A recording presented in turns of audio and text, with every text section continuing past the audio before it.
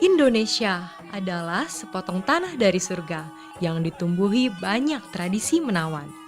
Kekayaan tradisi itu tidak hanya dalam bentuk seni tari, seni pertunjukan atau seni rupa, akan tetapi juga dilengkapi dengan seni arsitektur yang sudah tumbuh bertahun-tahun yang lalu.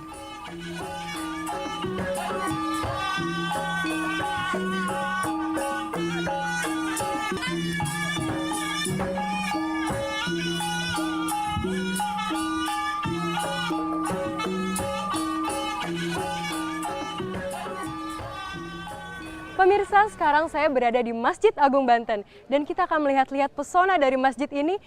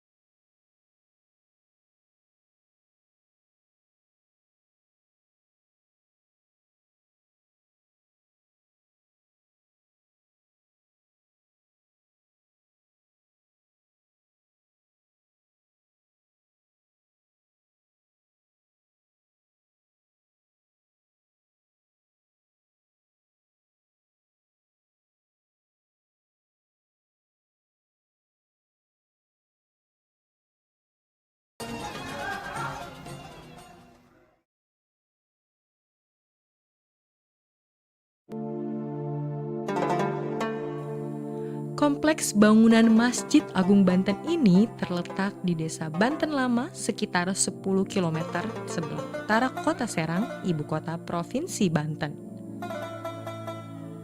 Masjid Agung Banten dibangun oleh Sultan Maulana Hasanuddin pada tahun 1552 sampai dengan 1570.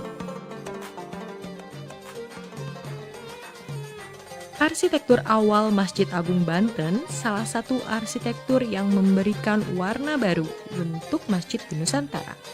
Karena masjid ini memiliki atap bertingkat 5. Bentuk masjid itu menampilkan keunikan tersendiri.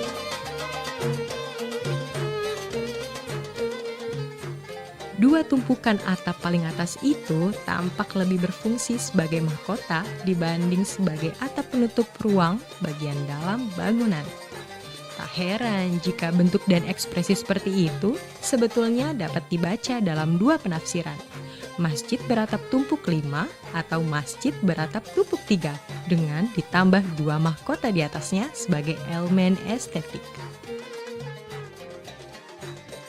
Daya tarik lain dari Masjid Agung Banten adalah adanya umpak dari batu andesit berbentuk labu, berukuran besar dan beragam pada setiap dasar tiang masjid.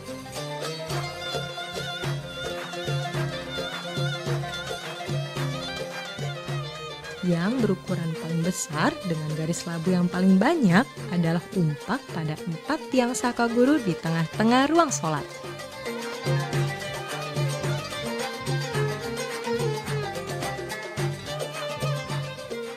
Masjid Agung Banten ada mimbar yang besar dan antik penuh hiasan dan warna. Tempat khotbah ini merupakan wakaf Nyai Haji Irat Jonjang Serang pada tanggal 23 Syawal 1323 Hijriah atau 1903 Masehi. Sebagaimana tertulis dalam huruf Arab gundul pada penampil lengkung bagian atas muka mimbar.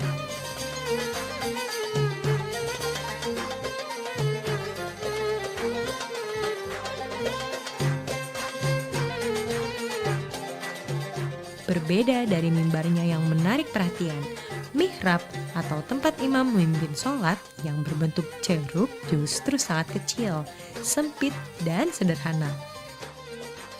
Ini sangat berbeda dari mihrab yang berkembang pada masjid di belahan dunia lain.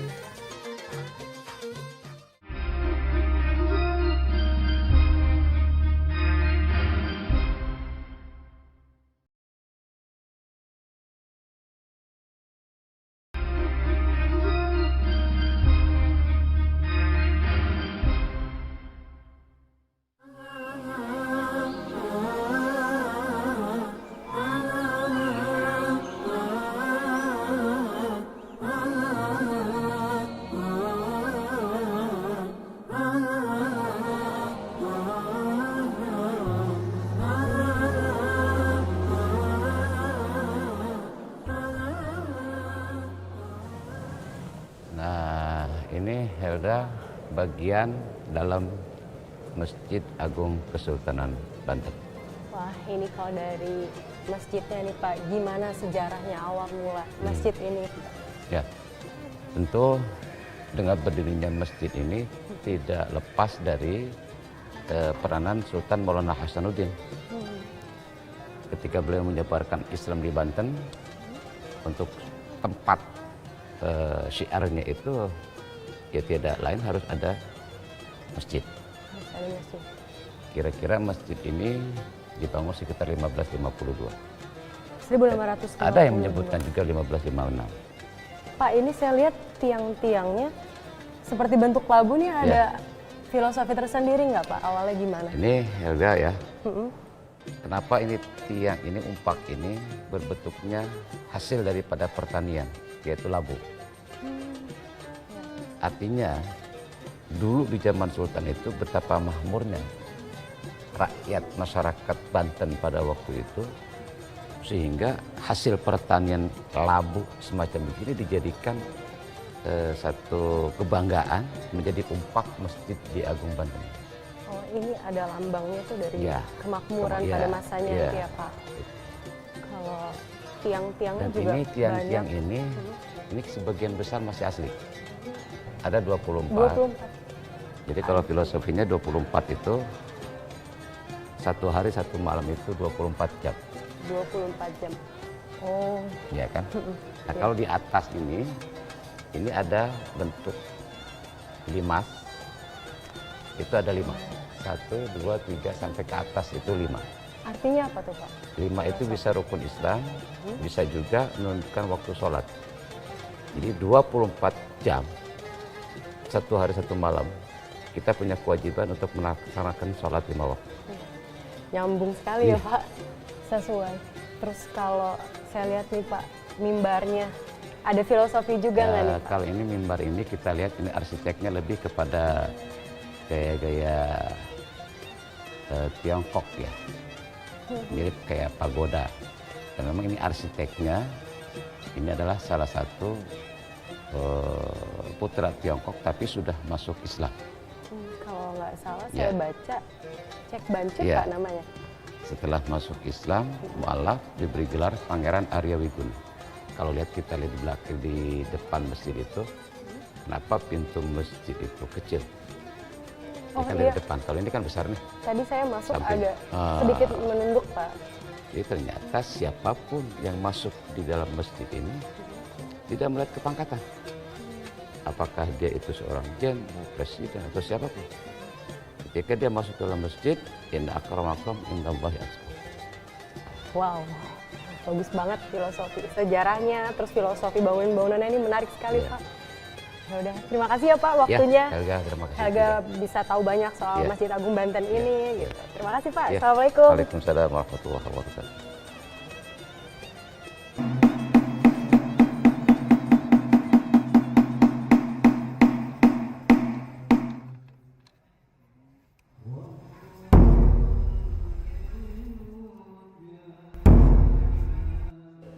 Allahu Akbar, Allahu Akbar.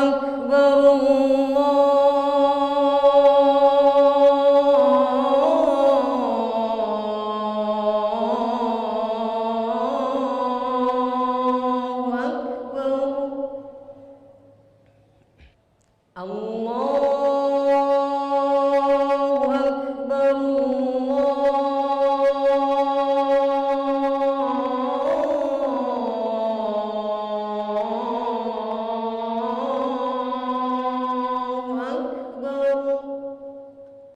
Merdunya suara azan bergema di langit Serang.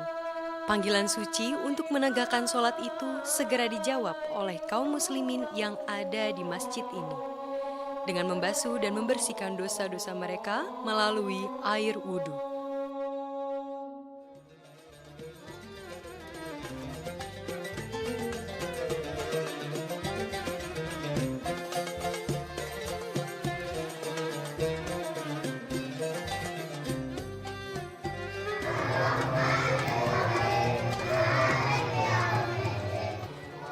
Di masjid ini, di malam-malam tertentu, pengurus masjid mengisinya dengan kegiatan pengajian yang juga diikuti oleh para pengunjung.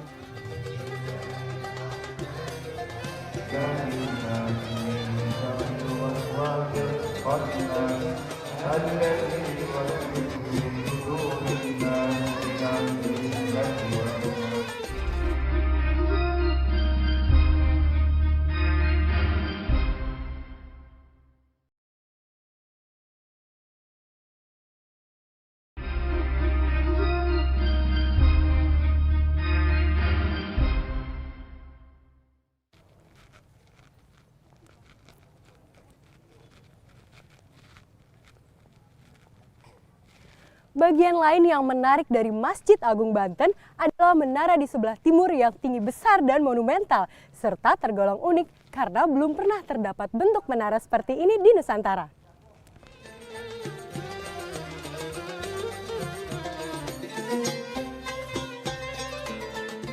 Untuk mencapai ujung menara, ada 83 buah anak tangga yang harus ditapaki dan melewati lorong yang hanya dapat dilewati oleh satu orang.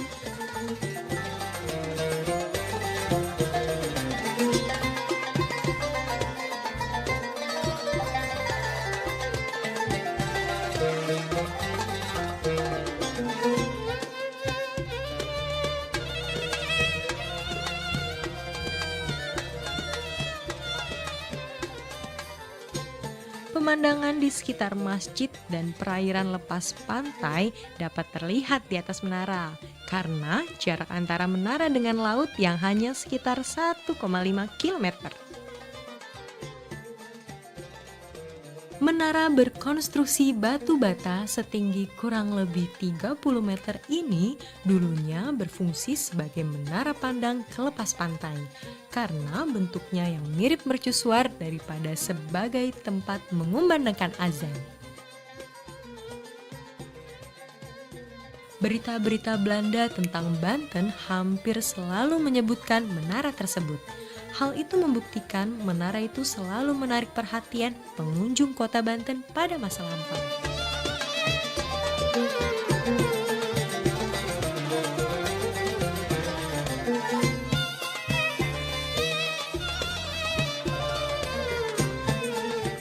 Berdasarkan catatan Dirk van Lier pada tahun 1659 maupun catatan Waterschoten yang datang pada tahun 1661, disebutkan bahwa menara ini dijadikan sebagai tempat penyimpanan senjata atau amunisi oleh masyarakat Banten.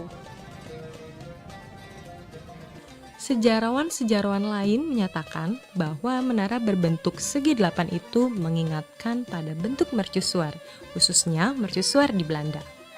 Bentuk tersebut lazim ditemukan di negara Belanda, seperti segi delapan, pintu lengkung bagian atas, konstruksi tangga melingkar seperti spiral, dan kepalanya memiliki 2 tingkat. Motif relung pada pintu menara seakan-akan merupakan penyederhanaan motif kala makara dalam tradisi kebudayaan Indonesia pra-Islam.